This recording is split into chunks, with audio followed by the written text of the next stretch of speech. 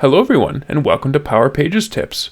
My name is Nicholas Hayduke, and this is tip number 280, Power Pages Design Studio. A couple of years ago, back in tip 170, I provided an overview of what was called the Power Pages Editor.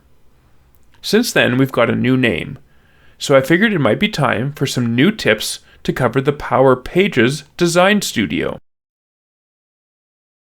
Before we dive into the details, don't forget to subscribe to the Engineered Code YouTube channel for our weekly tips, monthly community calls, and lots of other Power Pages and Power Platform content. To get to the Power Pages Design Studio, go to make.powerpages.microsoft.com. There, you should see a list of your active sites. Clicking the Edit button opens the Design Studio.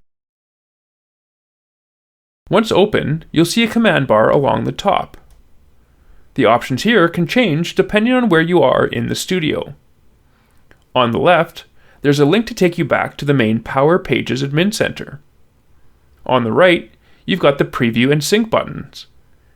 If you don't remember the difference between them, be sure to check out tip number 262. There's also a link to the Microsoft Learn documentation. In the center, you'll see the name of the site, along with information about the status of any pending changes, and the visibility of the site. You'll also see a menu along the left-hand side. The icons here represent the various workspaces. Right now we have 5, but Microsoft continues to add more to the list. You've also got the ellipsis menu that contains links to the Power Pages Management app and the Power Automate Admin Center. The Design Studio is the go-to interface for building Power Pages sites, and Microsoft continues to invest heavily to bring more and more features into it. Thanks for watching, and I hope you found the Power Pages tip number 280 on Power Pages Design Studio useful.